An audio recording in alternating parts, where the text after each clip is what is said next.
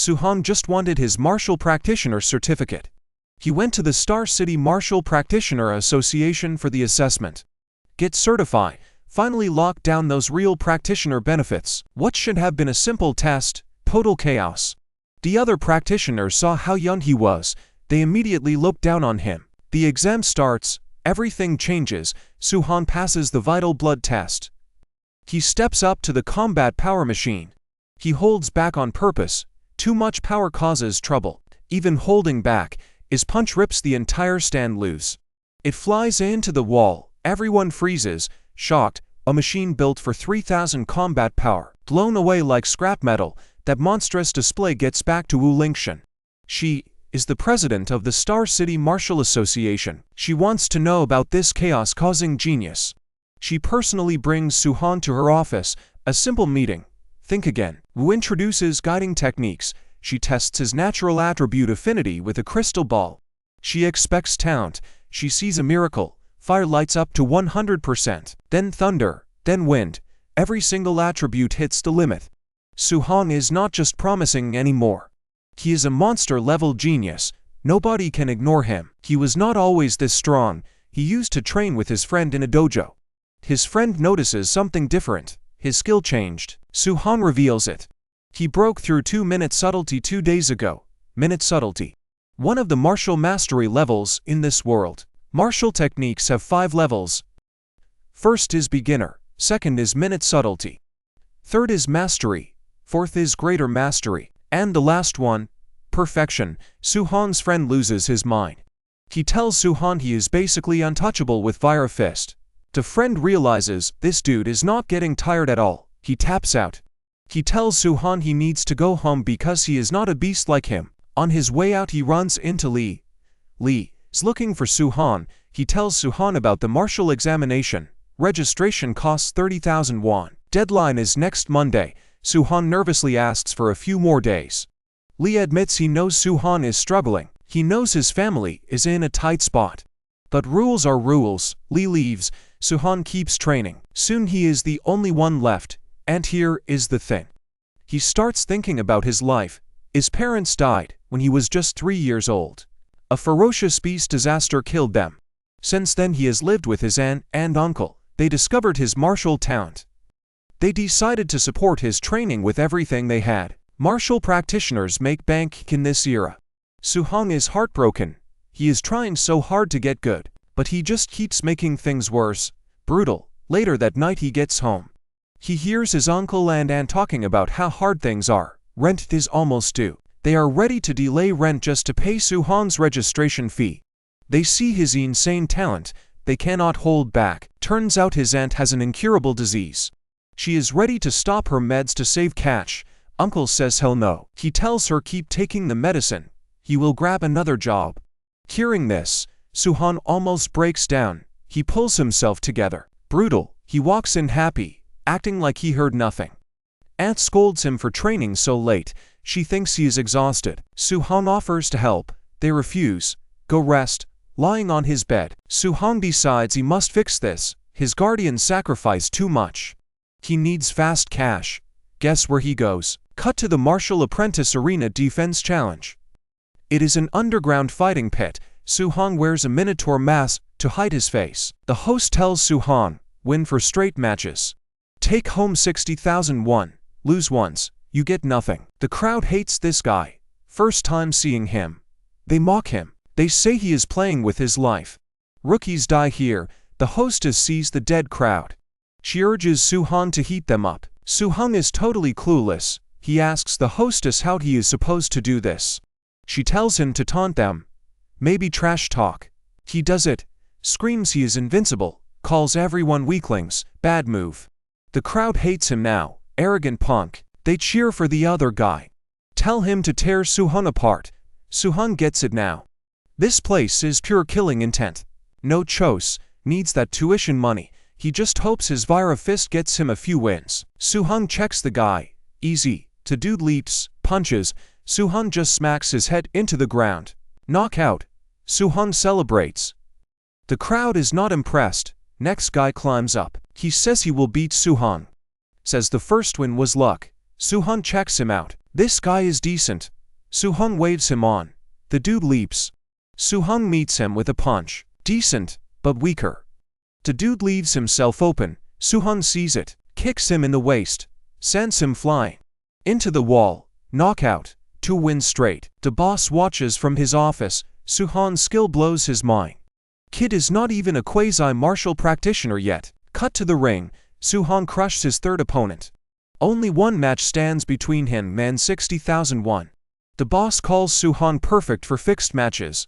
His junior, White Fox, offers to recruit him. The boss warns White Fox, do not reveal you advance to a true martial practitioner.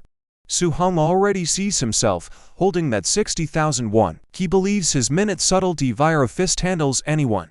Just then, White Fox steps into the arena. The crowd goes wild. They know he is strong.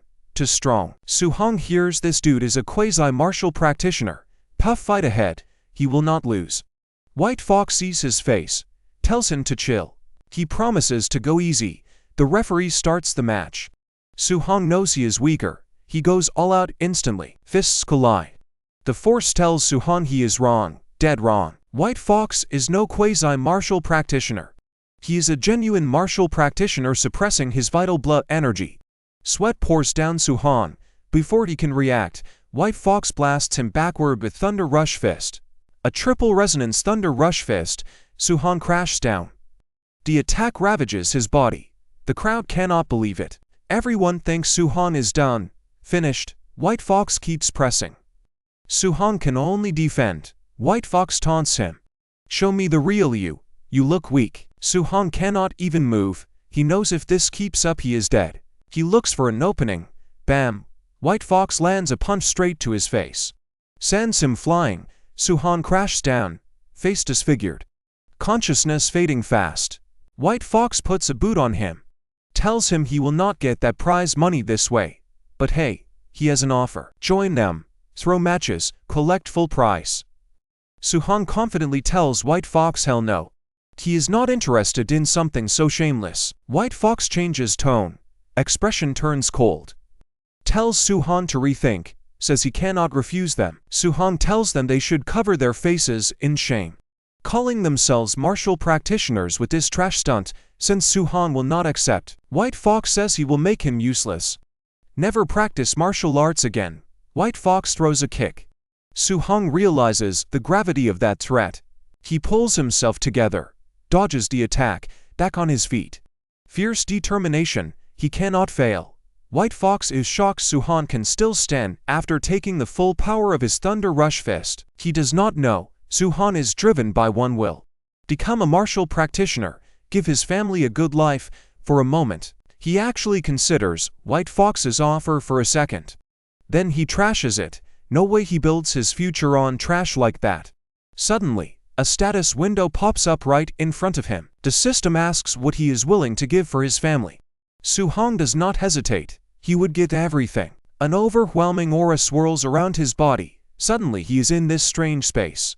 A giant golden figure stands in front of him, telling Soo-han he is getting a chance. A golden status window appears, showing Soo-han's stats and techniques. He wonders if it is touchscreen. One touch confirms it. He checks the task section. There is one called Path of the Arena. He needs to hone his martial arts in here, then go back outside to deal with White Fox. Since it is the newbie tutorial, there is no reward. Soo-han is still figuring out the task when his clone appears behind him and throws a punch right at his head. Soo-han barely dodges. He realizes his clone is using his exact skill. Actually, the clone's skill looks even more refined, like textbook standard. He has a worthy opponent now, a perfect example to learn from.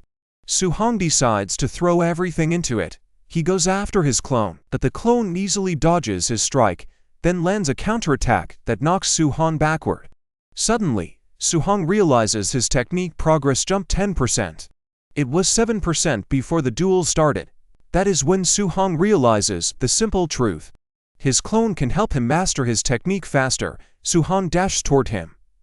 They start exchanging blows, every punch increasing his mastery. Before he even knows it, he masters a bunch of techniques just from training with his clone and taking a beating from himself. After a brutal session, the system finally congratulates him, task complete. It asks if he wants to return to reality. He says yes. Back in reality, White Fox thinks Suhan is just playing cool and mysterious. He dashes at Suhan, swinging a punch right at his face, but he only hits Suhan's after image. Suhan easily dodges the dude's attack, telling him he is too slow.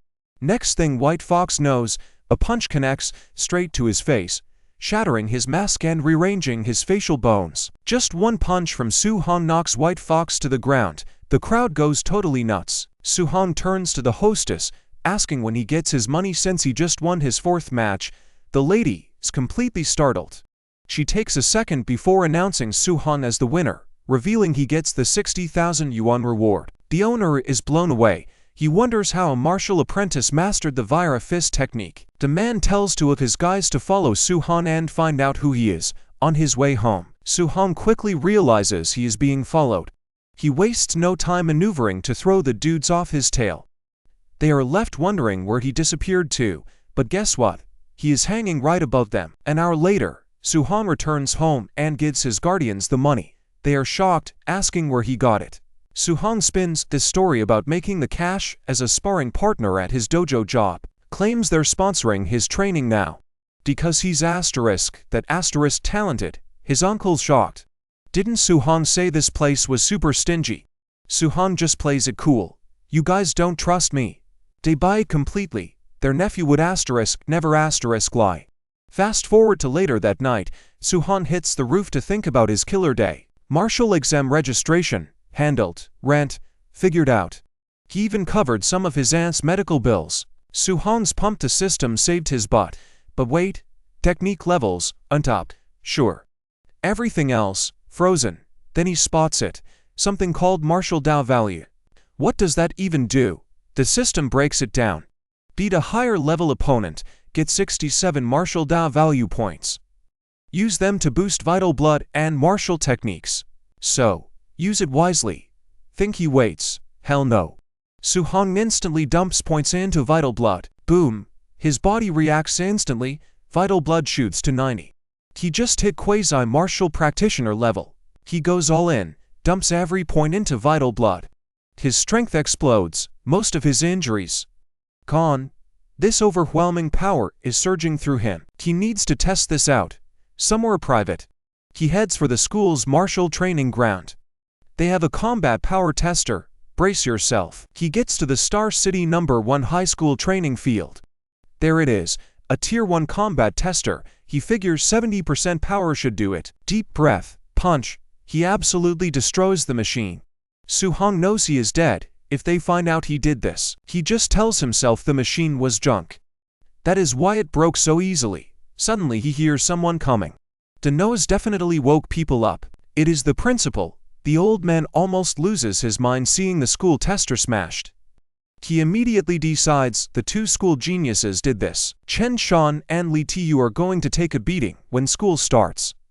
Later the students gather in the gym. Suhan sees Chen Shan is already beaten up. He asks his friend what happened. Apparently Chen Shan got thrashed because he supposedly smashed the field tester last night. Suhan cannot even speak. The old man totally made Chen Shan take the fall. Just then the principal shows up screaming at everyone to shut up. He invited a comrade, a Tier 3 martial practitioner. Basically, he is here to teach everyone a C-rank martial art, Thunder Rush Fist. The students are freaking out. Their first time seeing a Tier 3 martial practitioner. Outside dojos charge hundreds of thousands to teach C-rank martial arts. But they are getting it for free right here. Suhan remembers something. That is the same technique White Fox used in their match. Suhan knows it is strong, a triple resonance punch. This chance might not come again. He plans to make the most of it. The trainer tells everyone to focus. He is only showing this 10 times. How much they learn is on them. No wasted time. He starts, 1 punch flies. He explains Thunder Rush has levels. Every punch makes a boom. Mastery gets you 3 resonances. Minute Subtlety hits 5 resonances. Greater Mastery hits 7. That is his level, but get this. Perfect the technique. You get 9 resonances. He tells them not to rush. Hitting beginner level today is enough. The trainer starts the second demo, tells them to follow along. Hours pass. Everyone is exhausted. Nobody gets it. Su-hong vanished, gone. His friend wonders where he went. Then Chen Shan hits beginner level. The only student to do it. Proves he is the school genius.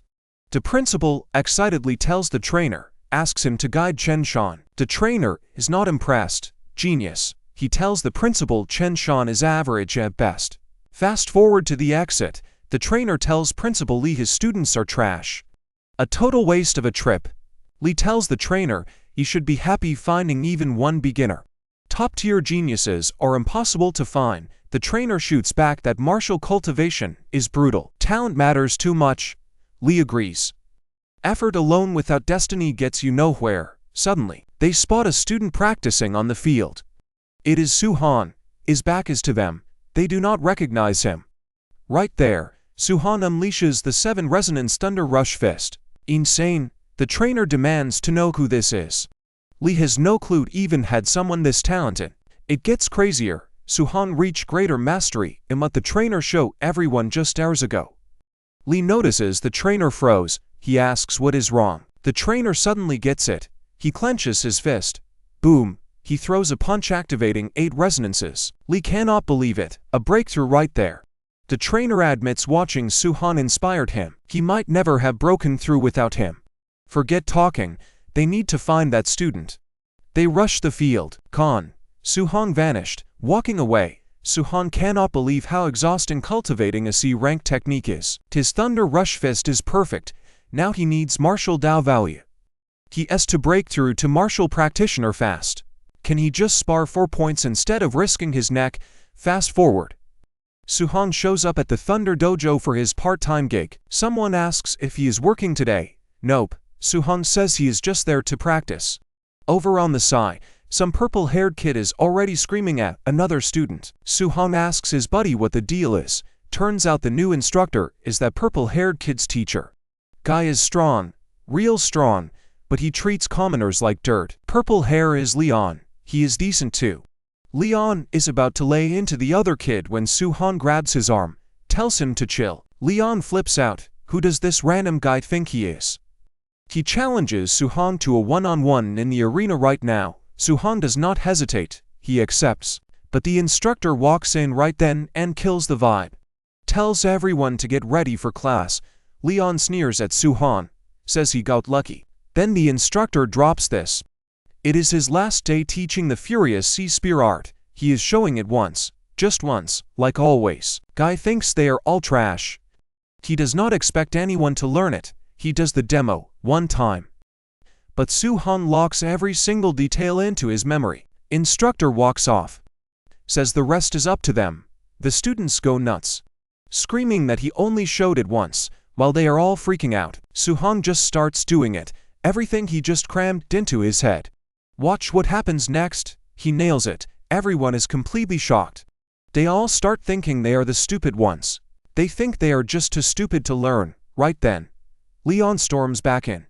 All that noise next door got his attention. He cannot believe Su-han actually learned the move. Time to test this supposed genius. Leon calls Su-han out. Says he wants to give him some spear pointers. Su-han agrees. His friend freaks. He warns Su-han that Leon might be arrogant, but he is legit strong. Su-han tells him not to sweat it. He points his spear right at Leon. Pure taunt. Leon snaps, charging in with his technique. Su-han meets him head-on. His technique is just as good. Leon is stunned. How did Su-han hit mastery realm this fast? He is not even a martial practitioner. They keep swinging. Su-han enters a flow state, eyes glowing. He smashes Leon's spear right out of his hand. Boom. System alert. 35 points awarded for beating a higher-level opponent. Su-han smirks, just as he suspected. Normal sparring equals points. Easy. He just needs to fight more people. Leon is on his knees, crushed. How did he lose to trash? He refuses to accept it. He gets up, throwing a punch at Su-han, but the instructor appears, stopping the fight instantly. The instructor walks over and smacks Leon across the face. He tells him he is no martial practitioner if he cannot handle failure. Leon is shocked. His master scolded him because of Su-han. Inside, the instructor is freaking out. How did Su-han master that just by watching once? Even capital geniuses would struggle with that. He knows Leon has talent. Too arrogant though. This beating from Suhan might actually teach him some manners. He grabs Leon's head, forces him to bow. Then he apologizes to Suhan, says it is his fault for teaching Leon so badly. Talk about a mood swing. Suhan heads home. On the way, he checks his system rewards from the fight. He is dead tired, but the rewards are worth it. School exams are in a few days. Rich kids already bought high-grade aloe weapons. He needs one too. That spear felt good. He decides to stick with them. He needs to buy an aloe spear. Problem is, he is broke. Not even enough for his aunt's treatment, let alone a weapon. He is racking his brain for cash. Then he sees the news.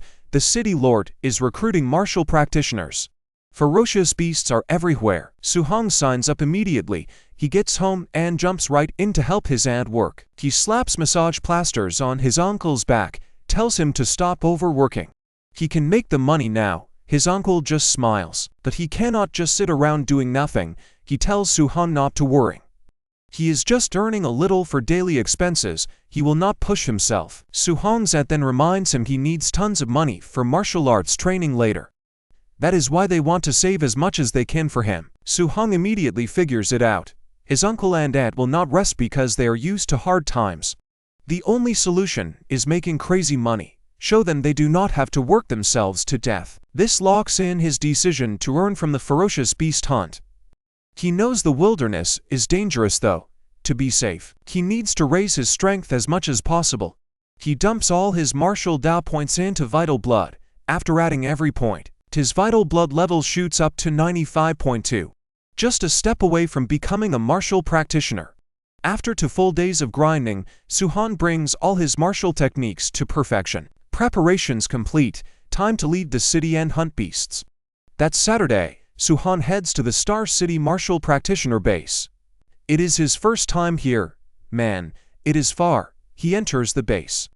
It is packed with martial practitioners you never see every day. Suhan picks up a manual. He learns the points for each ferocious beast defeated from tier on early stage down to late stage. Turns out, after killing a ferocious beast, you must cut off its left ear as proof, or the kill does not count. He is looking around when he notices a group entering the base. The big guy among them carries a huge bag on his back. That bag is definitely stuffed with left ears.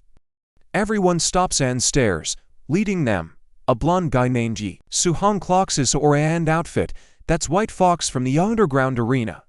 No doubt. Turns out, nobody here likes Yi. They'd beat him senseless if his uncle wasn't the base manager. Yi spots Suhan across the way. Their eyes lock. Suhan realizes he needs to watch his back for humans and beasts. Business done. He tells the official he's heading out alone. The official thinks he's just another dead man walking, trying to act tough. Stepping into the woods, Suhan vows to fill his own bag with monster ears. Fast forward 2 hours. Suhan's pissed. He hasn't seen a single beast. No luck on the outskirts, so he pushes deeper into the forest. He barely moves before a phantom moon wolf appears. Tier 1 early stage, his first time seeing one for real. The beast instantly leaps, ready to tear him apart. Suhan meets the reckless charge halfway. One powered punch sends it flying into a tree. One punch.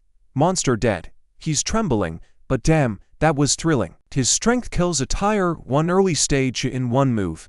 Now he wonders about a tier on mid stage. Deep in the woods, something else watches him.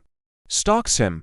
Suddenly it charges, a furious black bear. Tier 1 mid stage ferocious beast. It leaps, trying to catch Suhan off guard. Suhan drops it easy. Just like that, Suhan figures he is safe, unless he hits a tier 2. He slices off the bear's ear, smiles. That is 3,000 bounty right there. The system pings, enough martial Dao points to break through. He can become a martial practitioner now. Then he feels it, an overwhelming presence far off. What kind of beast has that terrifying aura? He has to know. He dashes toward the source. He finds a group of martial practitioners.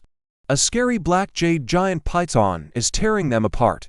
Tier 1 late stage. One guy tries blocking with a shield. The snake smacks him into a rock, dead.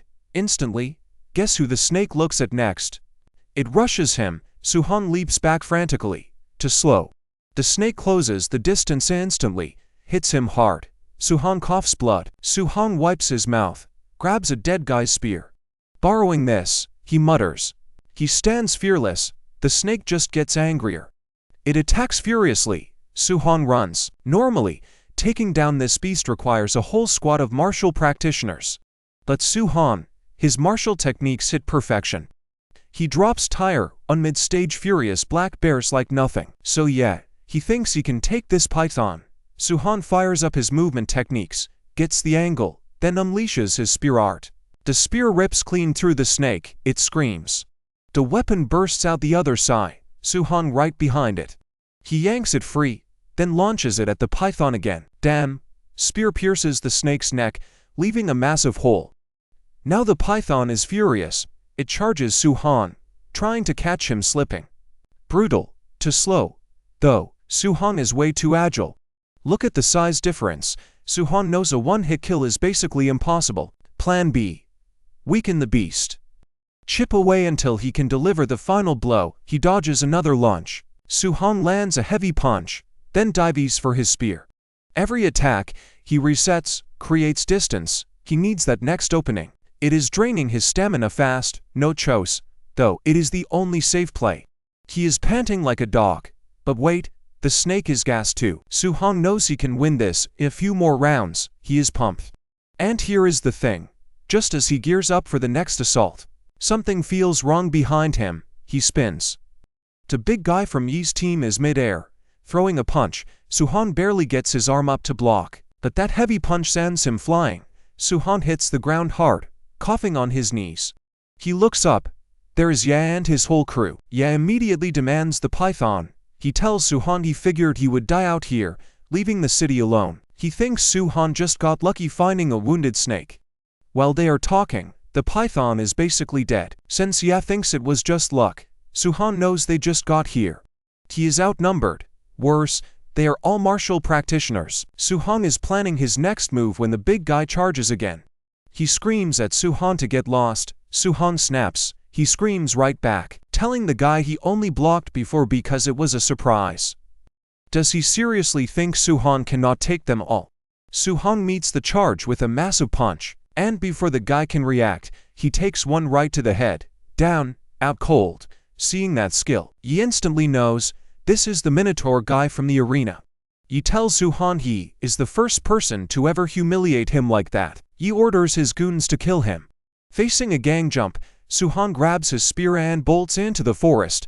They chase after him, but the thick trees let Suhan disappear. The gang is not scared. There is only one of him. Suddenly, Suhan appears from nowhere. Before the masked guy even blinks, bam, face first into the dirt. Suhan vanishes. He knows right then, this guy is fast. The lackeys are freaking out. That skill was no joke. He screams at them to shut their mouths. Suhan is up in a tree. He knows he could take them all head on. If only that snake hadn't drained his stamina. Only one safe option left, pick them off one by one. Suhan leaps down, throwing his spear to distract them. They look away for 1 second. He goes for the guy with the nice hair. A kick to the head, lights out. The last lackey screams like a baby. He tells Yi they need to run.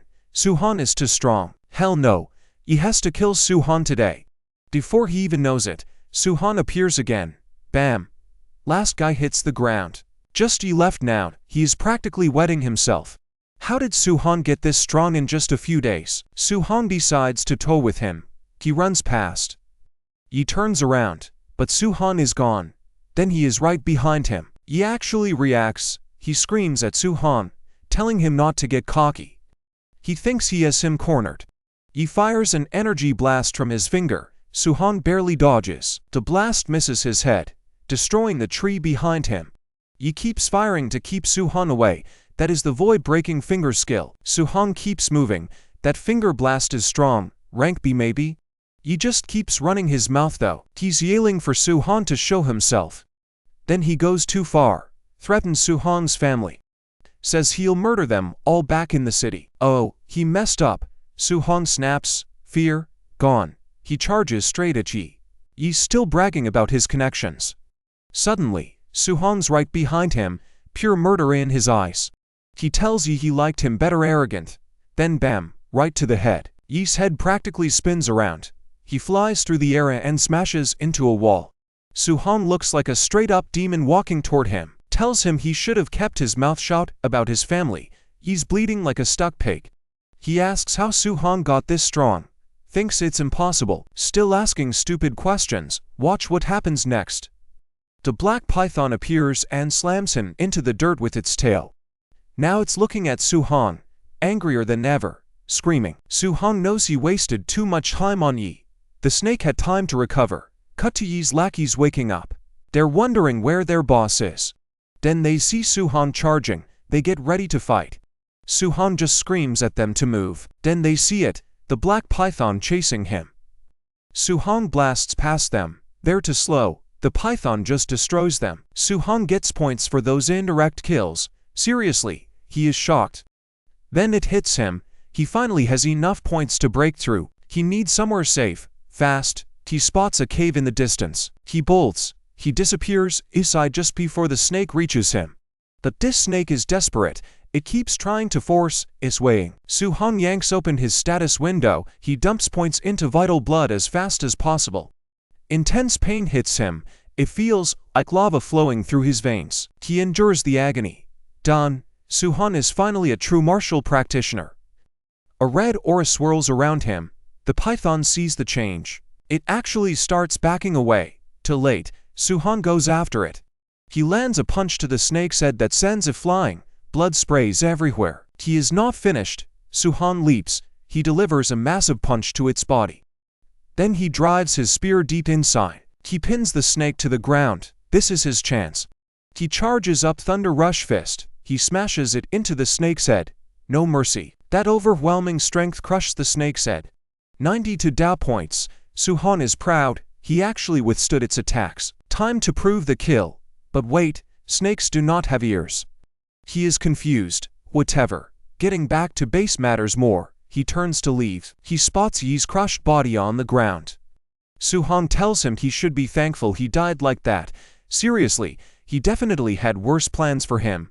Then Su-han decides to search him. He wants that high-grade technique he was using. Lucky for him, he finds the void-breaking finger book. Fast forward to that night. Su-han locks himself in a cave to memorize and master this new technique. Once he is ready, he pulls out his clone. Guess what happens next? The two start a fierce battle trying to master the void-breaking finger. After so much stress, he finally breaks through to the beginner level. Brutal. By the time he returns to reality, his nose is already bleeding. That just shows how powerful this thing is. Su-han decides to find a monster to test it on. 3 days later, he is still busy hunting down monsters with the new technique. He confidently fires an energy blast into a brown bear charging him. Deleted from existence, confident he mastered the skill, Su-han decides it is time to head back to the base. He makes his way to the counter where everyone documents their kills. He drops his bag. The attendant checks it out. She starts calling out the monsters Su-han defeated. And here is the thing. It shocks everyone standing around.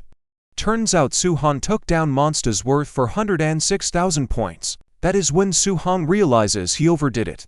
He only wanted to hunt a few. Brace yourself. Suddenly, a side of the base wall explodes. The practitioners are surprised they are getting attacked with so many of them right there. Just then, the guy who destroyed the wall shows himself. Think he backs down. It is Yi's uncle, the base manager. Everyone sees old Yi is absolutely pissed. The officials ask him what the hell is wrong. The old man drops the bomb. His nephew and the whole gang are dead. Brutal. The crowd acts shocked. But honestly, nobody cares. Yi was a total douchebag. Old Yi says a rank B technique is missing from Yi's body. Now he wants to search every single person before they leave the base. Su-han keeps a straight face. He is thinking about what happened in the woods. He knows those corpses won't lead back to him. The python killed Yi and his team. Su-han is thinking this when old Yi suddenly locks eyes with him. Damn, old Yi turns to Su-han. He knows about the beast killing spree. You know, the one that got him over 400,000 points. One of old Yi's assistants says she checked Su-han's stats. Barely tier 1 early stage, no way he killed that many beasts. The lady thinks Su-han just picked up Yi's backpack. She tells them to search Su-han. Two bodyguards walk toward Su-han, trying to look scary, telling him to cooperate. Right as they reach him, Suhong points his spear at them before they even blink. They ask him what he thinks he is pulling. Suhong tells them he is a student from Star City No. 1 High School. He asks if they really want to search him. The second oldie hears this, he remembers that principal. The guy fiercely protects his students, he is no joke. Crossing him makes zero sense, still, he thinks Suhong is super suspicious. Oldie thinks if Suhong actually hunted all those beasts, he is a total genius. Wrongly accusing him, yeah, that could blow up in their faces. Oldie walks up to Suhong, he spins this story about Yi's team getting ambushed. Claims someone stole a technique, says they have to search him. Suhong throws in a condition. He tells Oldie they need to pay him 30,000 yuan if they find nothing. Suhong knows they cannot trace anything back to him. Oldie agrees, he tells his men to search Suhong thoroughly. They find absolutely nothing. Yi tells them to hand over the 30,000 yuan. Suhong is loving this. Good thing he burned that book before leaving the forest. Search over. Suhong gets ready to leave. He already knows his next move. He heads straight for the martial practitioner base in. Settled in, he decides to spend his points. Whoa, he cannot believe how many points he has saved up. But what to pick, he realizes his mortal body and spirit have 0 upgrades. Guess what he does next? He decides to test it. He dumps points into spirit and mortal body. Maxes out the mortal body, then shoves the rest into spirit. His body changes drastically. Suhong feels it. The spirit skill starts turning him into some muscle monster, but he manages to dial it back. Good thing he stopped it, explaining that would be impossible. An hour later, Suhong hits the Star City Martial Practitioner Association. He tells the receptionist he wants the martial practitioner assessment. She calmly says staff will guide him soon. Right on cue, a staffer appears. He leads Suhong to the testing area, walking past other practitioners. They stare. A kid taking the test. The staffer lays it out. Tier 1 needs 100 vital blood and over 1000 combat power. Everyone thinks he is just trying his luck. At the center, Suhong watches guys fail. Then, Li Ming passes right in front of him. 1000 combat power. Turns out he is Zhang Ming's student. Ming also instructs Leon. Crazy, right? Ming wonders how many disciples he actually has. The dude arrogantly tells Suhong he is up. Li Ming thinks Suhong will embarrass himself. He thinks he has a chance. That arrogance vanishes fast. Suhong passes vital blood with 123 points. Li Ming calms down. Suhong still has not hit the combat power test. That is the real deal. Suhong walks to the power testing machine. He remembers breaking the school machine. He is stronger now. He decides to use 4/10 of his power. Brace yourself. Then he thinks, wait, what if going to light means I fail?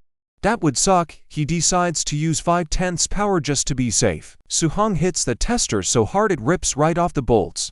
It smashes into the wall. Everyone is completely stunned. Li Ming, that arrogant jerk from a minute ago, he cannot even process what just happened. The machine maxes out at 3000 combat power, and Suhong blew right past that. The other practitioners know, this guy is a freaking monster. Cut to the Star City Martial Practitioner Association president, Wu Lingshan, complaining in her office, no geniuses anywhere. She is stressing that she might lose her job, but she does not find one soon. Suddenly, an official bursts in. He tells her a monster just showed up at the assessment. Wu immediately gets hyped. This is exactly what she needed. Later, Suhong is in the hall listening to some staff guy. He is getting his practitioner identity and an allowance. Then, Wu appears at the top of the stairs. She tells the guy to hand Suhong over to her. The dude is shocked the president showed up just for Suhong. Wu introduces herself and tells Suhong to follow. Suhong does, but he is impressed. She is so young and already that powerful. They get to her office. Wu talks about how Li lied to her, saying his school had no geniuses. Suhong asks why she brought him here. He only came to register as a martial practitioner. He just wants his allowance and a guiding technique. Wu tells Suhong to chill. She already had staff handle his certificate and monthly cash. And that guiding technique, she is teaching him personally. She asks what he knows. Suhong spills everything from the books. Wu says the textbooks are not totally wrong, but get this. Guiding techniques are way more than just cultivation. Take her heavenly flame technique. It sucks up fire attribute spiritual energy. Sure, it strengthens the body, but it also infuses her attacks with flame power. She says if he can push that attribute out, he extends his attack range. Though for a Tier 1 martial practitioner like him, just having a trace is impressive. He does not need to kill himself trying to wrap his fist in it like she just did. Su-hong is shocked. Guiding techniques work for attacking. He thought they were only for absorbing spiritual energy to cultivate. Crazy that his textbook never mentioned this. Wu keeps going. There are 7 spiritual energies in heaven and earth: metal, wood, water, fire, earth, thunder, and wind. All have strengths and weaknesses. But for raw attack power, thunder is number 1, metal is second, fire is third. Then she tells him the guiding technique he can cultivate depends entirely on his affinity. Su-hong gets it. You choose your guiding technique. Wu slaps a crystal ball on the table. Time to test affinity. Digger glow means higher affinity. Most people barely hit 30%. Wu boasts 80%. That is crazy high. She figures a genius like him smashes 90%. Su-hong grabs the ball. He knows 90% is insane compared to her. The ball lights up. Wu freezes. It is completely full. 100% fire affinity. Wu grabs him. You know what this means? Su-hong shakes his head. It means perfect absorption. 0 fire energy wasted. Wu admits her 80% means 20% loss. Still, she is a Tier 5 martial practitioner. President of the Star City branch, she knows he will leave her in the dust. Wu cannot believe Star City produced this monster.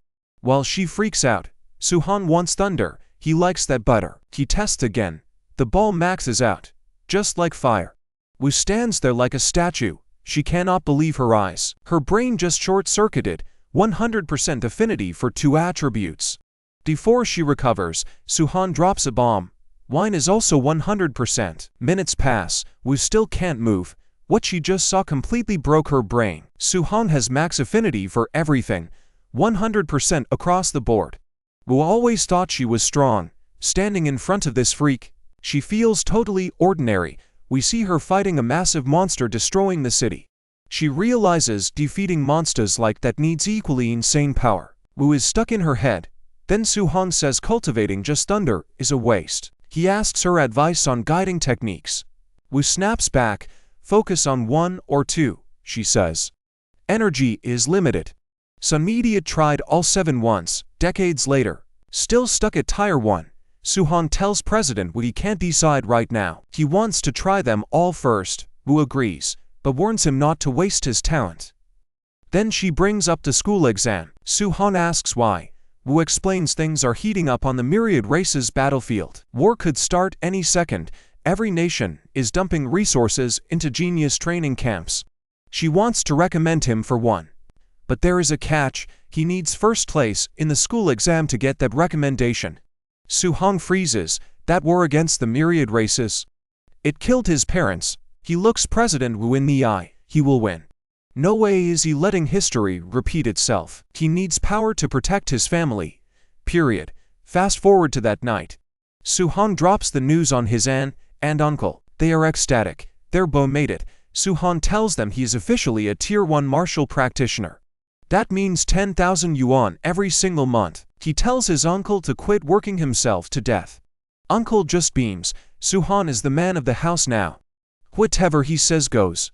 Uncle is all ears. Later, Su-hong hits the roof to test the fire attribute. He shoots out smoke. Boom. Beginner guiding technique unlocked. His status window updates with a guiding technique section. Yep, he learned it all right. Wait, he spots levels on the technique. President would never mention levels. Then it hits him. Only he can level these up. Now he is pumped. But how? Can he use martial Dao points for this too? No clue. He decides to just cultivate the other techniques first. Su-hong sits down, focuses, and hours fly by. No progress. Those 7 attributes just repel each other. He remembers that genius Wu Lingshan mentioned, stuck in Tier 1 for decades. Even though all 7 attributes are present inside him, he can only mobilize 1 attribute at a time. Anytime he tries to force a second attribute into it, it clashes violently and then disappears. Since Su-hong knows that thunder and fire are similar, he decides that he is going to try to cultivate them together. Hours later, Su-han wasn't able to carry out his desired result. This continues till the next day, but Su-han is able to tame both thunder and fire at the same time. Su-han creates a fireball with lightning in his hand, and he is proud of himself because after trying the whole night, it finally worked out. He decides that it is time to test out the new power. The following day, he heads down to the test field where he is to test his power on the Tier 3 combat power tester. Since he used 5/10 of his power the last time, he decides to use 3/10 this time. Su-han punches hard and surprisingly, the mark was above 2000. Su-han finally understands how strong he has become. He then decides to combine the power of fire and thunder to see what will happen. He punched the machine again, and this time it broke. Su-han realizes that his power is quite terrifying because he has gotten an extraordinary power from fusing two abilities. Su-han is already thinking of what would happen if he got his hands on the 7 attributes. Su-han then returns home to try to fuse 3 attributes together, but it fails because it is even harder. He has tried all the combinations that he can, but there is no progress whatsoever. Maybe leveling up his guiding technique fixes the fusion problem. The monthly exam hits tomorrow. Su-han knows he needs to grind martial points today. Cut to school the next day. Lee dropped some heavy news. Frontlines are getting bad, so they are launching an annual training camp to supercharge geniuses. We are talking serious resources, pills, even grandmasters teaching. Only the top 3 from the monthly exam make the Star City training camp. Everyone goes wild. Su-han only hears Tier 7 grandmother. Then his buddy drops a bomb. Lee Tu and Chen Shan, both martial practitioners now. 10 days. He was gone 10 days and they already broke through.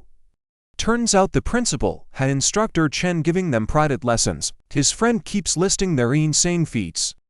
Now those two are battling for the top spot. Back to the principal and Chen. They are still hunting for that mystery student. No luck. They figure he must go somewhere else. Guess who shows up? John Ming rolls in with Leon and Li Ming. He immediately talks trash about the student quality. The old man asks what he wants. John says his disciples are here to teach the students through sparring. The principal sees right through it. Pure humiliation. Refuse, and he admits his whole school sucks. The principal is stuck hard. Just then, Leon spots Su-han in the crowd. He whispers to John right away. John looks over. He confirms it. He freaks. No way, this kid is from number 1 high. John knows he needs to bail. None of his guys can touch Su-han. He suddenly plays it off like a joke. Says his dumb disciples are nothing compared to the principal's amazing students. Chen and Li are furious. They think John is just mocking them. They have no idea John saw something terrifying. The exam starts. Su-han faces some guy named Peng. Everyone thinks Su-han is done. His opponent is practically a martial practitioner. Peng even talks trash, asks if Su-han is ready to quit. He does not even finish talking. Su-han smacks him into the dirt. Like he is nothing. One shot. Everyone is stunned. Fluke. Had to be. Until Su-han keeps winning easily, he hits the finals. The adults are baffled. Where did this kid come from? Lee blames himself for missing this talent. The instructor thinks he looks familiar. He must have seen him somewhere. Cut back to Chen Shan and Li Tu. They are still going at it. Who makes the finals? Hard to say. They are matched perfectly. They trade blows and trash talk, arguing who is number 1 and who is number 2 in school. Then, bam, Chen wraps his fists in pure fire. Everyone freaks out. Fire is second only to thunder for destruction. Li Tu tops that. He externalizes metal. Metal destroys fire. Li Tu blitzes Chen. Fast, brutal. Chen feels the pressure. The teachers realize Li Tu hit his true power. That is how he beats Chen. The instructor praises him. Li Tu master attribute externalization in 10 days. He even hit minute subtlety. The old man says the finals are over. Su-han cannot beat minute subtlety. The instructor agrees. Su-han needed a guiding technique. Another instructor bets 50,000 on Su-han. The old man takes it instantly. Now, the finals, Su-han versus Li Tu. Li Tu talks trash, says Su-han got lucky avoiding him. Man Chen tells him his luck just ran out. Su-han says nothing.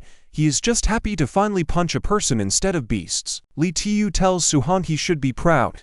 Making the finals means he is second best in school.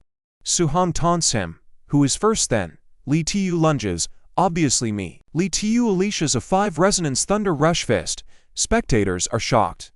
Instead of dodging the incoming attack, Suhan decides to stand around. He wants to test his physical prowess. Students shout at the referee, "Save Suhan. He's about to be obliterated." Suhan then jumps at Lee Tu. The two start exchanging punches. Lee Tu is shocked. Suhan stands against him with a skill of his own. Suhan maintains the intensity. Lee Tu realizes Suhan is no child's play. Every punch feels really heavy. Spectators are left in awe. Suhan isn't using any martial technique. Yet he matches Lee Tu blow for blow. This tells the crowd Suhan's strength is no child's play. The instructor believes Suhan has a unique physique. No way his power is that exaggerated. Lee is excited. His trash school finally provides a genius. The battle continues. Lee Tu tells Suhan not to believe he has a chance. He will win in the end. Lee Tu is desperate. Suhan realizes his physical strength is not enough to win. He might just go all out too. Suhan tells Lee Tu he is going to get serious. Since Lee Tu showed his full power, Suhan externalizes his thunder attribute. He dashes toward Lee Tu. Fear grips Lee Tu. He wasn't expecting Suhan to have a trump card. Even the spectators wonder what is going on. The teacher screams, "Like a fraud." He sees how Suhan handles the thunder technique. Seconds later, Lee Tu knows he is screwed. Suhan's thunder attribute completely overwhelms his metal. Suhan tells Lee Tu he is done playing. He unleashes 9 resonances. Lee Tu gets absolutely trashed. Insane. The crowd freezes. Then they realize what just happened and go completely wild. Lee and the instructor connect the dots. Suhan is the student who vanished that day. The principal tells the instructor this kid is not just a genius, he is the school's dragon star. The instructor laughs nervously. Those privileged geniuses at the training camp are in for a brutal shock. Suhan is a dragon meant to soar, not sink in a pond. The principal agrees. Suhan belongs on the international stage. Not a rural place like Star City. That night Suhan gets home smiling. His guardians ask who took first place. He proudly tells them he did. His uncle asks if this means he is going to the training camp. He says yes. Right then a knock on the door. They open it to some arrogant woman. She says she is Lin Nine's mother from Suhan's school. The school sends the top 3. Her son took 4th. She wants to pay Suhan to give up his spot. She pulls out 30,000 yuan. 30,000. Like it is some massive pile of cash. She tells them that is what she is paying. She expects them to jump at it. Their cold faces shock her. She screams that the competition is brutal. People die. Those kids eat high-grade pills like candy and spam high-tier techniques. Suhan's mother panics. She asks if it is really that dangerous. The uncle tells his wife to chill. He asks Suhan for a promise he will be safe. Suhan promises. The woman cannot believe he trusts a kid. The uncle snaps back. It is Suhan's decision. He trusts him. Why call him family otherwise? They slam the door in her face. Brutal. She storms off screaming that Suhan will get eliminated. Suhan apologizes for hiding the danger. His uncle says it is fine. He gets it. He understands the training camp. Since Suhan decided to face this, he supports him. Suhan sends Max her husband. She just wants Suhan back safe. Later that night, Suhan hits the roof to think. His family worries. He cannot let them down. He must get stronger to protect this peace. He checks his status window. 285 Dao points, not enough. He has no clue what monsters are waiting at the training camp, so he decides to prioritize his strength. He wonders, does he need special conditions? Or is it just normal cultivation guiding techniques that level up attributes? Fine. Suhan decides he is raising the bar to another level. Fast forward to dawn the next day. Suhan hit level 3 on both attributes. His vital blood technique even jumped 3 points. Suhan finally gets ready to lead. His aunt begs him to stay safe. Rush home if it gets too dangerous. But his uncle? He knows Suhan has what it takes. He tells Suhan to go dominate that training camp. Be number 1. Once he is gone, the uncle finally shows how worried he actually is. Total tough guy act before. Moments later, Wu pulls up next to Suhan. Get in the car. Suhan tosses his spear in the back of that sweet red convertible. Wu tears down the highway. Suhan asks why she wanted to see him. Wu tells him she has some warnings about the training camp. As president of the association, you already know. She sees participant info. She reveals some martial practitioners are already pushing Tier 2. She says there are real monsters in the training camp. Their weakest techniques are rank B. Soo-han hears this. Scared. Hell no. He gets even more excited. He can learn rank B techniques fast. Woo admits Soo-han is the most talented person she has ever seen, but she tells him he does not have. Woo points out he lacks their resources. Still, she urges him to crush every setback. He has the talent. Soo-han just thanks her. Woo cannot believe how calm he stays facing this danger. Fast forward a bit. The 3-star city #1 high school participants are driving with the principal. Destination: Tianlin Mountain Range. Chen freaks out about the location. The principal tells him to relax. A grandmother oversees the camp. No beast will touch them. Turns out, this place connects other cities. Rank 7 grandmother level monsters live there. These beasts constantly fight. They are way more ferocious than anything else. Even a rank 2 martial practitioner avoids this place, driving down the road to camp. The students feel eyes watching them. Monsters are everywhere. Soo-han actually loves this. They arrive at the meeting point. Tons of other students are already there. They stare like vampires. Soo-han sees his teammates getting intimidated. He takes the lead, tells them to follow him. They confidently walk into the temporary camp. The official says wait until everyone arrives. And here is the thing. Once everyone gets there, they still have an entrance examination. Soo-han blinks. Before he can ask anything, the real players show up. Luxury cars, full convo. That redhead, Yao Yan, she is a spirit reader. White suit guy is Lin Qinghai. Lin family. Total show off. Then there is the city lord's kid, Tan 2. 95% fire affinity. Soo-han knows these are the geniuses Woo mentioned. Are they actually good? He wants to know. Everyone is here now. Time for rules. The official lays it out. The camp sits deep in the mountains, 30 kilometers away. You need a token to get in. Where are they? Inside monsters? Seriously, they have 8 hours to cover that 30 kilometers. Sounds easy. Think again. The path is crawling with danger. Soo-han does not care. He sees free monster hunting. Just get there in 8 hours. Someone asks, what if we hit a beast we cannot beat? Too bad. You are eliminated. Someone saves you though. The crowd goes wild. Strong guys get caught. Weak guys luck through. The official shuts them down. Life is unfair. You train hard, then die. Brutal. He tells them to creep around carefully if they want to avoid high-level beasts. But then he drops this. Only cowards move like that. Some student agrees, tells his scared comrades to go die in a trash bin. Seriously, another guy snaps, tells that loudmouth he is going to beat him to a pulp right now. The official shuts that down fast. No fighting in the camp. But once they hit the mountains, they can do whatever they want. Steal tokens, beat someone up just because you hate their face. Anything goes. Soo-han hears this and gets it. This training camp is brutal. They want them to fight each other. Over half these guys will be gone before they even reach the camp. Brutal. Suddenly, Soo-han realizes he could score a ton of points fighting these dudes. This is where it gets good. The official shuts everyone up. Time to move. Whistle blows. Everyone scatters into the woods. Those two with the beef immediately start chasing each other. No time wasted. They are throwing down. They are trading blows. Looks like they are evenly matched. Soo-han watches from above. Not impressed. Think he expected more. He wanted these so-called geniuses to be way fiercer. He decides to hunt beasts instead of wasting time on these guys. He is about to leave. Then he hears those two trash-talking poor people. That changes everything. He decides to beat them up for points. He grabs a stick, walks right up and tells them to stop fighting. Soo-han suggests they play with him instead. Guess what? The dude just insults him. Play? Hell no. They tell him they are just going to beat him down. Soo-han just laughs. No, you got it wrong. I want you both to try and beat me up. Blue uniform guy loses it and charges. Soo-han punches him so hard in the gut he goes flying. The other guy freezes. Something is definitely wrong here. That dude was his equal, and Soo-han just one-shotted him. He is still processing this when Soo-han closes the gap.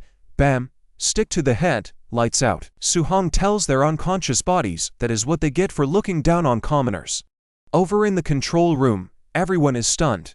Who is this guy one-shotting geniuses? They ask the boss if they are out. Nope. No rescue request means they are still in. Fast forward a bit. The two wake up furious, humiliated. They start making excuses. Oh, we just underestimated him. Now they have a common enemy. Instant best friends. Revenge on Su-hong is the goal. They even grab the stick he used on them. Watch out, Su-hong. Cut to Su-hong, busy slicing through monsters. He runs into a pack of aggressive wild boars. They spot him and charge. Su-hong just cuts them all down in one single strike. Done. After wiping them out, he checks his points. He used to get dozens of martial Da points for one practitioner, but since he leveled up and got stronger, the point rewards are shrinking fast. Su-hong remembers he needs tokens. He cuts open the boars. Nothing. Weird. None of these beasts have tokens. They must be hidden inside higher level ones. Fast forward 30 minutes. Su-hong cannot find any low-level beasts now. Then he runs into a rank 1 phantom night tiger. Su-hong slams his spear into the beast, knocks it flat. He finishes it with a powerful pierce to the head. 35 points. Too easy. He hopes this tiger has a token. He starts digging through its insides. Boom. A token. Confirmed. High-level beasts have them.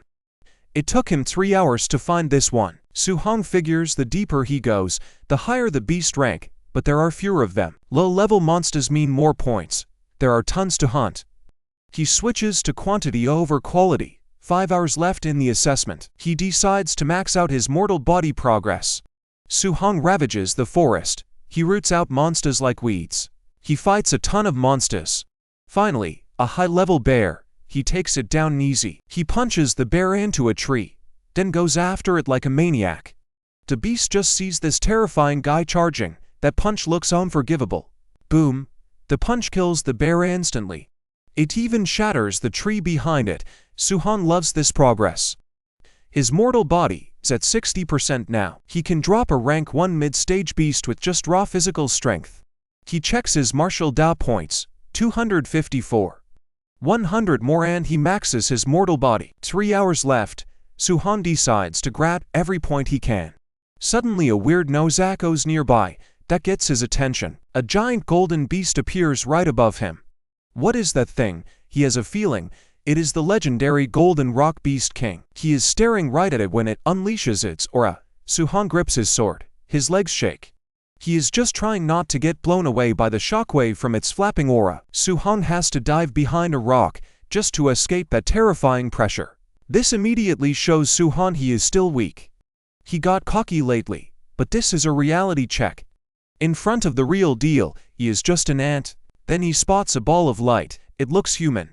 This guy is a rank 7 grandmother, Qin Tianli. Qin tells the beast he wants to borrow his territory. Then he can leave. The beast fires back.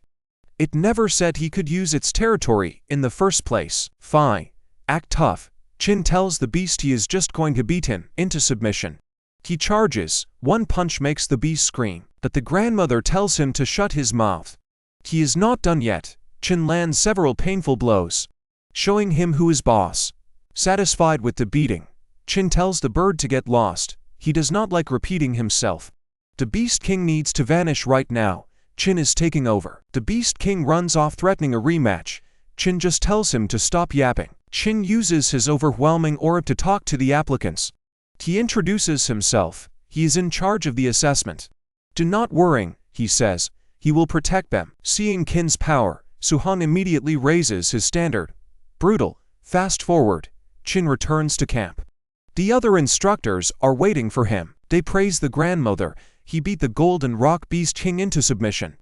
And that thing is known for its crazy physical strength. Qin tells them to stop flattering him. Just come to the control room. He wants to see who withstood the beast's aura. Inside, they watch the playback. Qin notices Tan Tu stood his ground against the aura. He asks for details. One instructor reads Tan Tu's file. Qin is surprised. Tan Tu is the city lord's son. That guy always births trash. Qin cannot believe the dude finally had a talented kid. Crossing he, on the other hand, he used his crazy footwork to ditch the beast's aura. Reports say 96% wind affinity. Insane. NZ, she's a telekinetic user. She just tanks the aura with her mind. Chin sees their talent. Duh. But he wants to know if anyone else held out. His assistant starts rattling off names. A long boring list later, she tells Chin everyone she just mentioned is Tier 1 strength. That's why they didn't pass out. Kin's not impressed. They're all from major families. He wants to know about normal kids. Think any held out. His assistant says regular school students are only early stage Tier 1. She starts talking about Star City No. 1 high school. Chin cuts her off. He's heard enough. That school's a joke. Brace yourself. Another instructor spots Suhan on screen wrecking monsters. He just ate that aura and still has energy to hunt. The lady instructor checks him out. Terrifying, she freezes. Says Suhan is a freaking monster from Star City No. 1 high school. The other guy thinks she's dramatic. He grabs the report. One look, brain freeze. Chin wonders why the Tier 5 martial artists are shaking. He checks the report, and here is the thing. He panics the second he sees what Suhan can do. Honestly, he does not want to believe Suhan is an actual human right now.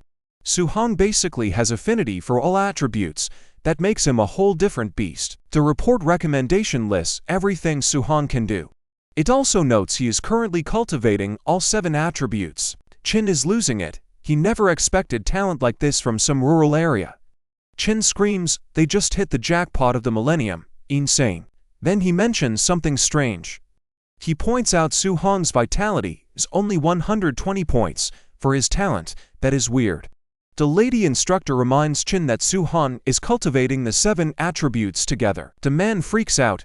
That is why Suhan is stuck. Even a god would be ruined by this. Did we not explain how things work for him? An assistant shows up. Students are arriving. Chin rushes outside to inspect them. Just as expected, the 3 super geniuses get to the camp first. They arrive 6 hours after the exam started.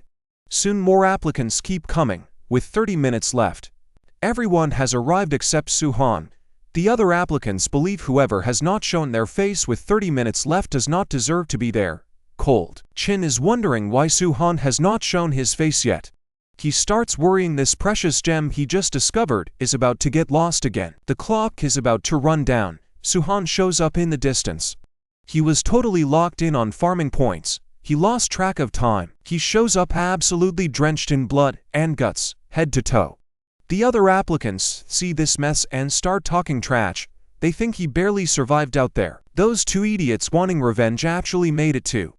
They decide to wait until inside the training camp to make their move. Time hits the 8-hour mark. The official gathers everyone. Anyone not here failed. Period. Since they are all present, he figures it is time to lay out the rules. He lists the major facilities: Gravity Training Room, Footwork Training Room, Beast Combat, and the Martial Arts Pavilion. You can exchange for martial arts, footwork techniques, pills, weapons up to rank A hearing math. Suhan decides coming here was definitely the right call. But using any of this costs contribution points. There is only one way to get them. You earn these contribution points by passing the training courses. Crushing them gets you extra rewards. It is getting late. The official tells them they can sleep or train. Injured students follow him to the dorms. Suhan heads that way too. He enters his room. Yes, a single room. Privacy. Nobody watching him cultivate. Suhan gets on the bed. He is ready to max out his mortal body. He finally has enough martial points. Suhan dumps all his points in. Heat explodes, almost turns him into lava. Evolution successful. Massive power surges through him. He locks it down. Keeps it from going haywire. Done. The power feels intense. So good. Status window check. He got a strength title. Overlord body. Supposedly the strongest physique for pure strength. But his spirit tire. 0%. He knows it can still operate. Incredible physique. Time to test this overlord body strength. He grabs his spear for training. Snap. It breaks like a twig. Suhan groans. See, rank aloe costs a fortune. Wait, he didn't buy it. He picked it up. Okay, needs contribution points fast. Get in a rank aloe spear. How many kilos can he handle with a weighted vest to earn those points? Cut to the warehouse. Tenta walks around with a 3-ton weighted vest. Says it is light. Everyone else is stunned. They should be. Normal tire. On martial artists handle a few hundred kilograms. Even Xian Crossing he admit Tan2's strength is insane. Even Chin and the control room crew are impressed, brute strength. The assistant asks Chin, when do we tell Su-han about the dangers of cultivating 7 attributes? Chin says they can't be direct, geniuses are proud. Telling him straight up will just backfire. Chin thinks they need to make him realize his path is wrong. Use certain methods, then he will willingly give it up himself. Chin asks the other guide if the night raid martial artists are ready. The dude says it will take more time. It is tough assigning personnel to match the students' different combat strengths. He reminds Chin they just finished an assessment. Face a night raid immediately, they will definitely lose their cool. Chin tells the dude to arrange a late tier 1 martial artist for Su-han anyway. He wants him completely crushed, defeated. Once Su-han takes a beating, he plans to explain why cultivating 7 techniques simultaneously is bad, then he will listen obediently. The assistant's worrying this might shatter Su-han's Da heart, his spirit is low. Chin does not see it that way. He argues he is helping Su-han, if his Da heart shatters, he is just trash. Later that night, Su-han steps out of his room, he sees a bunch of applicants following Tan2. He is entering the gravity room to train. Since everyone is watching Tan2, Su-han has the warehouse to himself. Inside a carton is a scoring bracelet every applicant needs. He picks one up, puts it on, and heads to the weighted vests. He realizes the heaviest vest in the room is rated 10 tons, shocked, completely blown away. He wonders what it is made of. Who the hell would wear that? He tries putting it on. Nope, too heavy. Even if he managed it, it would completely wreck him, so Su-han grabs a 5-ton vest instead. Feels light as a feather. He jogs around the room to test it, perfect fit. But what did Tan2 and the rest pick? You already know he is way ahead of them. He actually thinks they are stronger than him. Can you believe that? He decides to go watch them train. Maybe he can learn a thing or two. Cut to the others fawning over Tan2. He went into the gravity room with a 3-ton vest, then set the gravity to 2 times. That is 6 tons he is messing with. He is struggling hard, still impresses the crowd though. Su-han hears about this. Wow, he totally underestimated his own overlord body. Right then Chen and Tu show up. They ask why he is not going in. Those two are worried. They think they will just get embarrassed. The competition is just too strong. Since they are scared, Su-han decides to go in. The others are shocked, think he is a screw loose. Some think he is not even wearing a vest under the jacket. They keep talking trash. He ignores them and heads inside. Gravity rooms cost a fortune. Only noble families get to use them. Su-han gets this for free. He is not wasting this chance. He is wearing a 5-ton vest. Setting gravity to 2 times makes that 10 tons. Way too hard. Su-han wants to last. He sets it to 1.5. 1.5. Still insanely heavy. Su-han almost buckles. He strains in pain. The others mock him. They think he has no vest and still set it to 1.5. 1.5 times. They remember Su-han arrived last week. That is their assumption. He does not run around showing off. Su-han sits. He cultivates under that crushing weight. 2 hours later, he leveled up the other attributes. Just not thunder and fire. His vitality jumped from 126 to 130. Nice. Su-han is impressed. He figures the other rooms have perks too. The gravity room just gave him points. Su-han struggles to stand. He finally gets up. The applicants are still watching. They mock him for being trash. Watch what happens next. Su-han rips off his jacket. He is dying of heat. The 2 mockers see the weighted vest. They still think he is a loser. No tag on the vest. They figure it is 500 kilograms max. Some think he might actually be strong, but not as strong as Tan2. No way. Tan2 steps out of the gravity room. Applicants flock over. They worship him. Tan2 walks out, exhausted from 2 hours inside. Beast. Tan2 drops the weighted vest. He flexes his muscles for the crowd. Singi walks over to Tan2. Singi admits Tan2 is number 1 in pure strength. But he dares him to enter the agility room. He will show him who is boss there. Tan2 admits he cannot compete with Singi's agility, all thanks to his wind attribute. Su-han hears them mention a rank movement techniques. He decides to check Singi out. Su-han joins the crowd watching Singi show off his rank movement technique. Flying Swan Cloud. Everyone is even more shocked. Singi set the difficulty to max. The way he moves leaves the applicants completely awestruck. Singi is so fluid, petals literally appear out of nowhere. Soo-hong immediately registers the technique in his archive. He starts copying the movements right away. The applicants see this and start mocking him. What does he think he is doing? They tease Soo-hong. They tell him there is no way he learns flying swan just by watching. Soo-hong ignores them. He keeps practicing. His mastery level keeps climbing. Boom! The system says he learned the technique. He's officially at the beginner stage. Soo-hong is glad he finally learned a rank technique, but he has to admit it is too flashy. Embarrassing to even do. He never saw the normal version. He can only copy Singi's display. Soo-hong snaps back to reality. He learned the technique. No need to enter the agility room now. Soo-hong thinks about heading to the fierce beast room, hunt beasts. Earn martial arts points to boost his vitality. Just then, Soo-hong notices the applicant staring. He turns around. They are talking about how super flashy his moves are. That is when he realizes he copied crossing his flashy style. Soo-hong immediately dashes off. He realizes crossing he cannot be his mentor for movement techniques. He is out of there. He notices someone might be following him. He is right. The two Vendetta twins are still looking to teach him a lesson. Since he is heading to the fierce beast room, they plan to block the door. Beat the crap out of him when he comes out. At the same time, Zi and Tan2 are challenging each other, who can kill the most beasts. Soo-hong arrives there, finds the two arguing. He has never seen a telekinesis user fight before. He decides to take a look, before going to hunt his own fierce beasts. Zi steps into the room, to Soo-hong's shock. She starts to float in the air. Wild. Only grandmasters do that. Soo-hong realizes she is a psychokinetic. As if this is not enough, Soo-hong opens his mouth in shock. He sees Zi take down monsters with light beams. One beast tries to launch a surprise attack on Zi from behind, but she easily grabs the beast with her powers, with the beast in place. She cuts it down mercilessly with her light beams.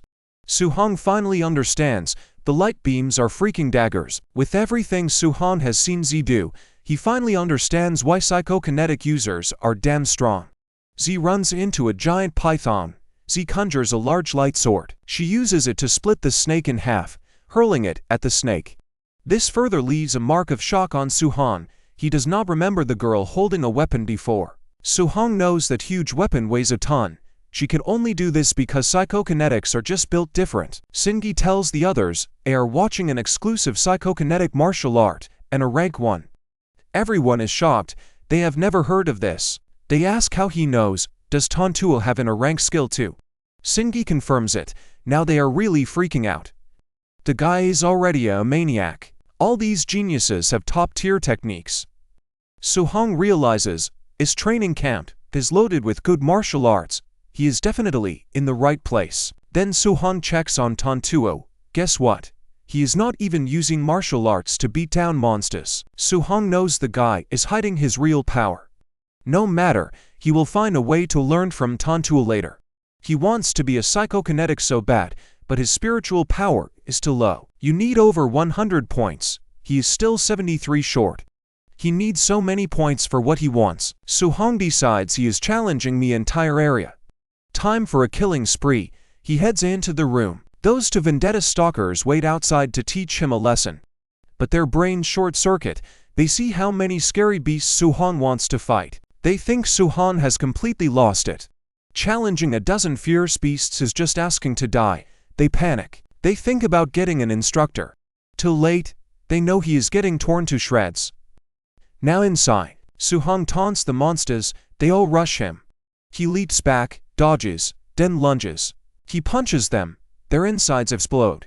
The Vendetta twins are speechless. He is destroying monsters mid-grade martial artists struggle with. Wait. One notices the footwork. He copied crossing his technique. He is using it right now. They argue it is impossible.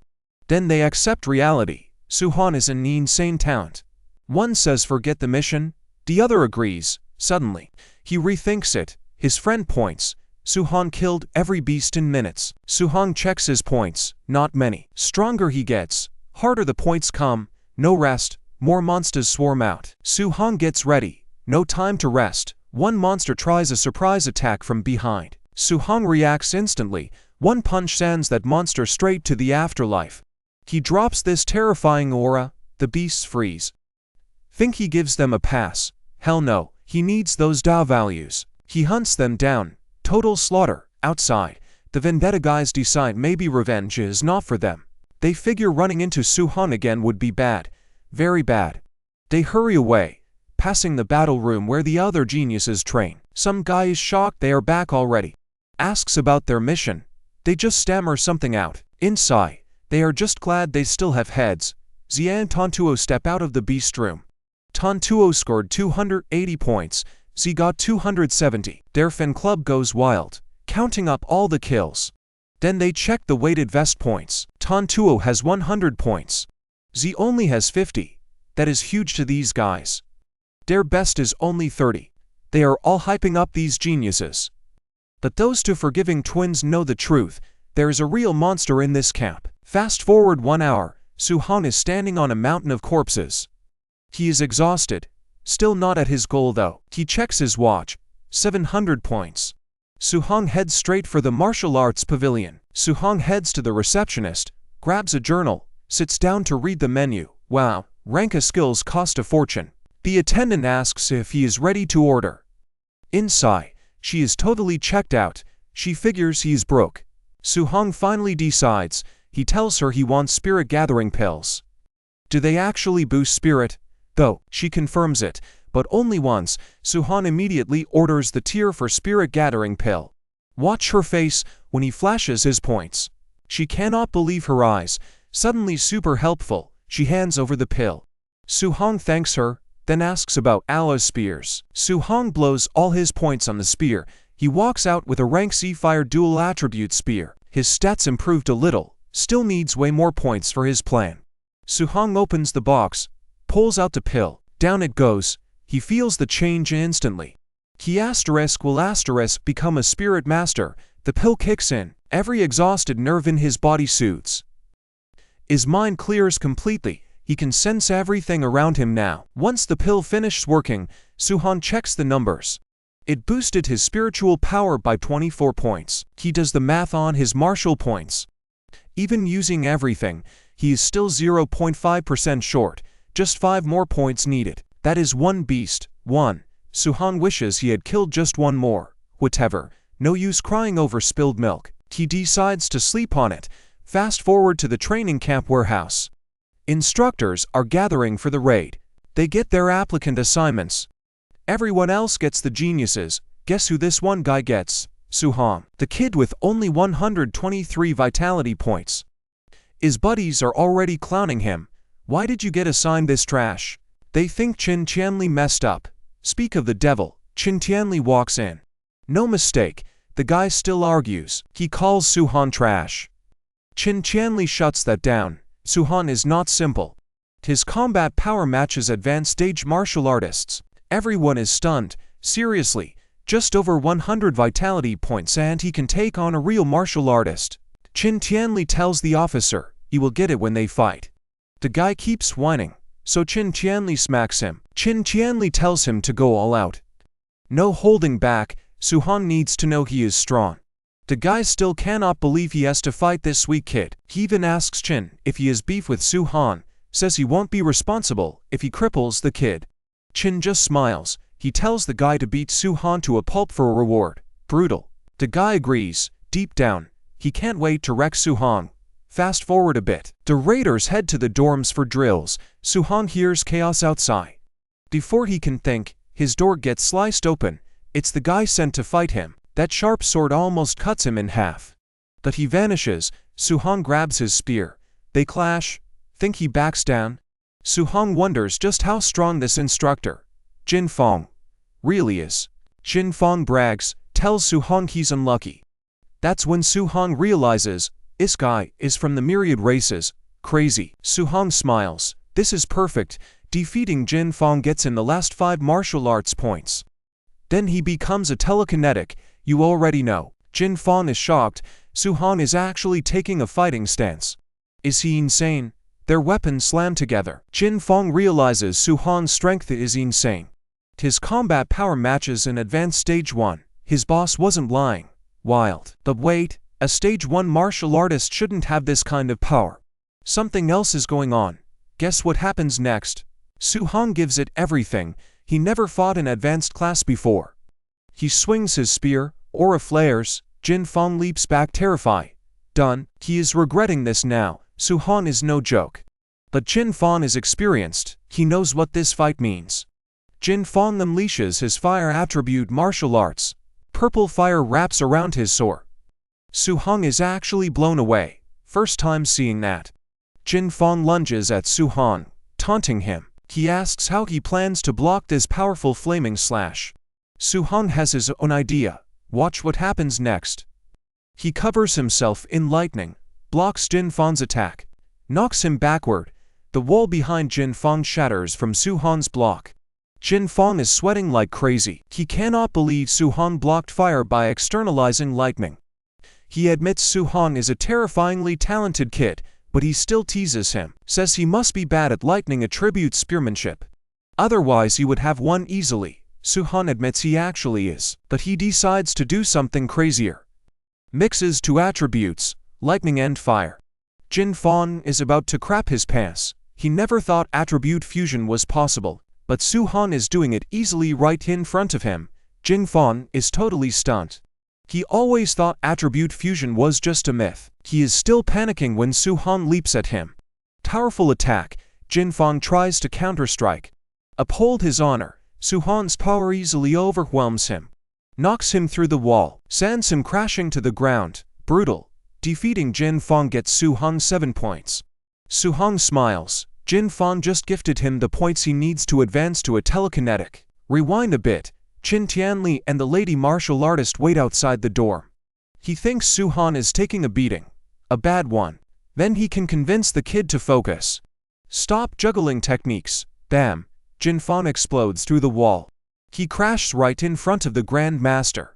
Totally knocked out. Face absolutely battered. The lady and Grand Master freeze. Su-hong beat Jin Fong ** easily. Right then, the three geniuses finish their guys. They send them crashing through the wall too. The trio steps through the wreckage. They tell the Grand Master to send stronger opponents. These guys are pathetic. 10 to spots for defeated instructors. Wait, someone beat the fourth guy faster than them? Crossing he figures Jin Fong is just weak. That is why he lost. Wrong. The lady knows Jin Fong is actually the strongest instructor here. Qin Tianli expects the geniuses to win. No surprise there. But Su-hong is only early stage rank 1. Facing a tier 2 opponent should be brutal. Yet he finished faster than the geniuses. How? Suddenly an official runs up. He tells Qin Tianli something big just happened. Qin Tianli assumes a student died. Happens all the time. Nope. The official says Su-hong used attribute fusion against Jin Fong. Qin Tianli brushes it off at first. Then it hits him. He grabs the official. Are you serious? The official spills it. Su-hong used thunder and fire. Fuse them to beat Jin Fong. He saw it on the screen. Says Qin can ask Jin Fong himself. Jin Fong actually wakes up enough to confirm it. Yes, Su-hong really fused attributes. The Grand Master loses his mind. Again. The only other genius who did this took 12 years. Su-hong, 1 month. Wild. He yells that Su-hong is a god in human form. The lady asks Qin, is attribute fusion really that strong? Qin explains, the first guy suppressed to tier 2 fighters. While he was still tier 1. She asks why nobody talks about it. Qin says research shows it is insanely hard. Plus, you risk crippling your cultivation forever. Basically useless, you get stuck in tier 1. But Su-hong did it in a month. His comprehension is off the charts. He has all 7 attributes. Imagine if he combines them all. Qin believes Su-hong could crush emperors with 1 strike. His assistants tell him to chill. He is exaggerating. Fusing just 2 is hard enough. Qin apologizes for the hype, but he cannot let Su-hong cultivate all 7. He would get stuck at 3. That would be bad. Right then, one assistant mentions Su-hong crushed Jin Fong with pure power. The Grand Master snaps at him. Why did he not mention something that important earlier? All 3 are shocked. Su-hong has just over 100 vital blood points. Jin Fong has 500, yet Su-hong crushed him. Qin tells them Su-hong might have a legendary physique. He decides on a sparring match tomorrow. He wants a full assessment of Su-hong's combat strength and vital blood. He tells the two to bring the geniuses, 10 to end the rest. They will fight Su-hong. He wants to see what happens,